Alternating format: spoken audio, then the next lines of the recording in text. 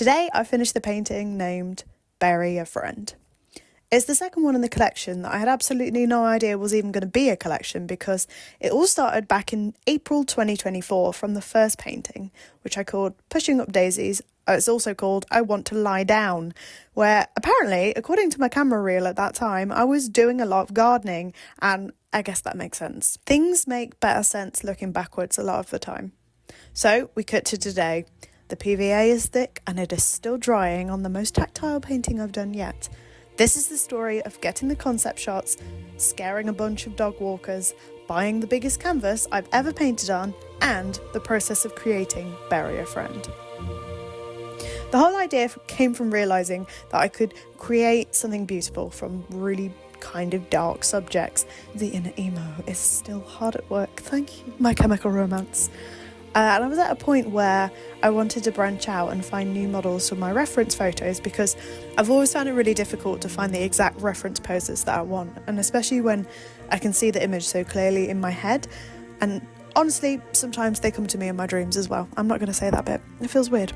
I've been using myself as a reference point since I painted the first one, You. No, I didn't paint you, it's just called You. I mean, I can paint you if you like. And I'd reached the point where I wanted to change up the vibe and change the faces and see what I could make with other different kinds of references.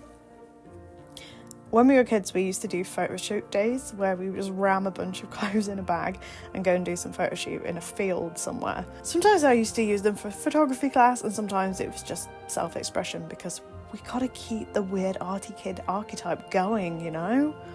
Essentially, I knew that there was a close friend whose first rodeo there certainly wasn't, and I'm hoping she won't kill me for using this example from college. It's Hannah. So with the same tried and tested method of just ramming things into a bag and going to a location, we went to get some reference shots. I explained to her that the vibe was getting reclaimed by nature. For example, the moss is eating you because you've lain down for too long, and we just went for there. And I didn't have a plan of what I wanted to capture, apart from this quick Pinterest board that I made, which I did send to her, and that she didn't look at. Thank you, Hannah. I love you. So this is how we reached the story of frightening a group of innocent dog walkers. Whenever you shoot on location, you have to remind your ego that obviously there are going to be other people there, and they want to have a completely normal day. So we're trying to be really mindful. We're not shooting in the middle of the pavement or in heavily populated areas. And we've almost got all of the shots in the bag. The heavens open, and we head for cover, and we spot this dried up riverbed, which with what I thought was a pretty cool mossy cover, and I can shoot from below because most of the angles, I get to do some really interesting angles. It's perfect. It's a perfect place. It's a perfect place to leave a dead body. To quote the lady innocently walking her dog, my stomach dropped and I thought, that's a body. I have to remember that despite my embarrassment and however awkward I find this interaction, it's all irrelevant because Hannah is the one that is lying stock still on a fur gilet in the rain. What a trooper. After my dear friend has spent a few hours covered in mud and at one point fake moss, I'm sorry I put fake moss on you when there was real moss apparently readily available, so I figure we should head back home and I should feed her some pasta and check that she still loves me. Moving on towards the painting stage, all I knew is that I want it to be big. So I've been trying to kind of push myself to find new things. And this is coming from somebody who used to paint A5 watercolours a lot of the time. So this is big.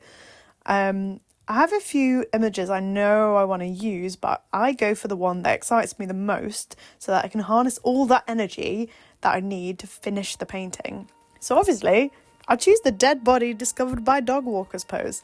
And maybe I should have just called the painting that. But in all seriousness, hence the hair skull that I use that I found in the Peak District. In her hand, I wanted to convey the feelings of letting a pet go when they die. So how part of you leaves with them, and the daisies symbolise the light that stays with you, and the heaviness of grief and that immobilisation is moss growth comes from. So I'm going to take a break from yapping just in case you came here for the speed painting and some peace of mind, and I will be back in a bit to wrap up later.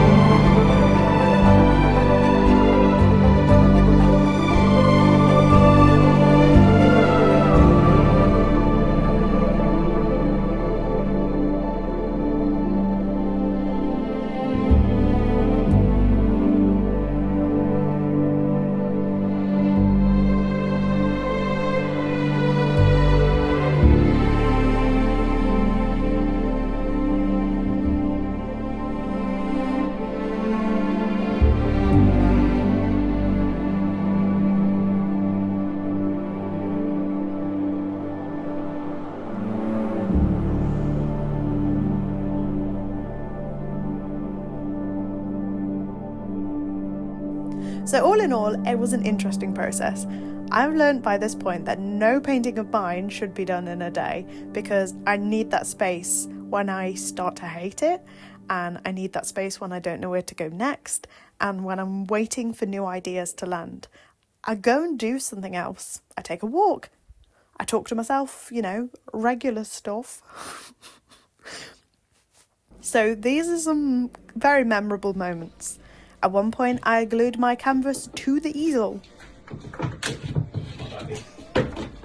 At one point, I shot myself in the crotch with blue paint, and it was all the blue paint that I had left. Oh my god. Myself in the crotch with it. Oh my god. At one point, I went insane, and I pulled off half the moss that I'd already stuck to it. But I did make it. I hope you like it. Or hate it. I don't mind. I hope it makes you feel something.